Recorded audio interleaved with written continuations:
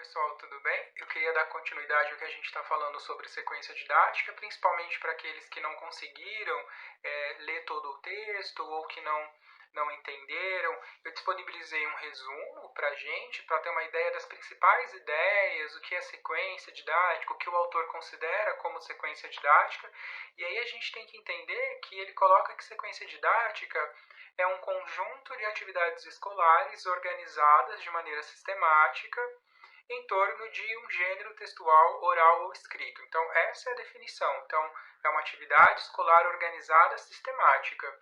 Ele divide a metodologia dele em 4 pontos principais: apresentação da situação, a produção inicial, módulos e produção final. Então, são 4 etapas. E são essas 4 etapas que a gente tem que pensar no nosso trabalho, na nossa produção de sequência didática, que no final essa sequência didática vai estar vinculada com o nosso plano de ensino e tem que aparecer no nosso cronograma, que foi a primeira atividade de revisar algumas coisas que nós vínhamos fazendo.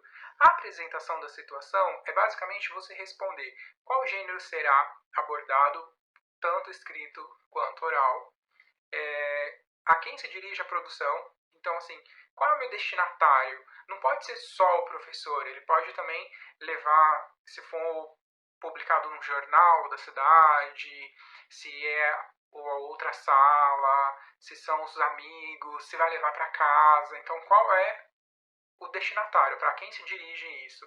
De que forma assumirá a produção? Por exemplo, é um poema.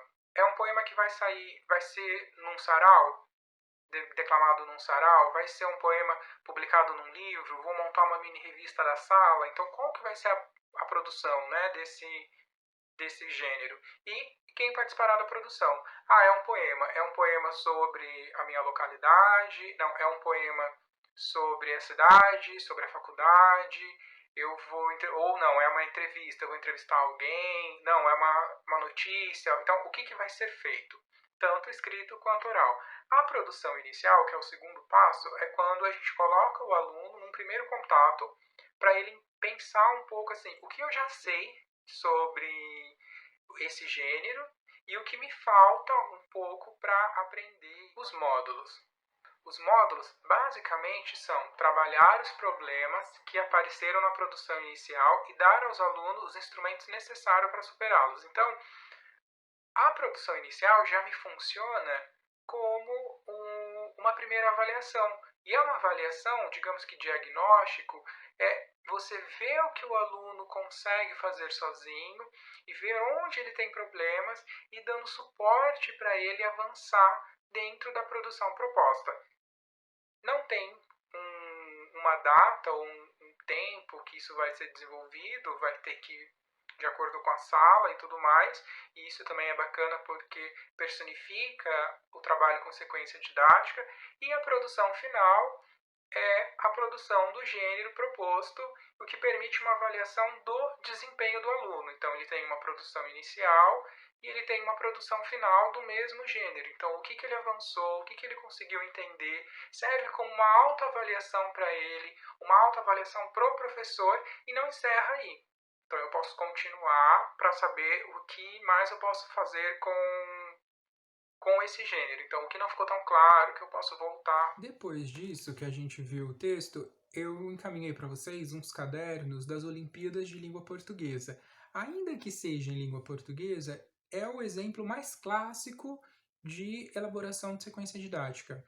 Os cadernos eles são feitos dentro da proposta do DOLS de sequência didática e o próprio autor inicia cada caderno explicando um pouco e falando a sua impressão sobre a adaptação da sua proposta para as escolas brasileiras.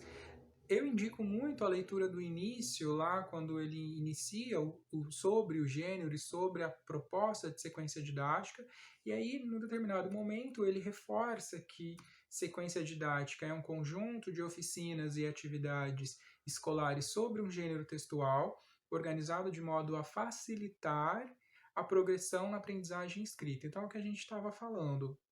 E aí ele coloca 5 conselhos, que o primeiro é fazer os alunos escreverem um primeiro texto e avaliar suas capacidades iniciais. O segundo, escolher e adaptar as atividades. O terceiro, trabalhar com outros textos do mesmo gênero.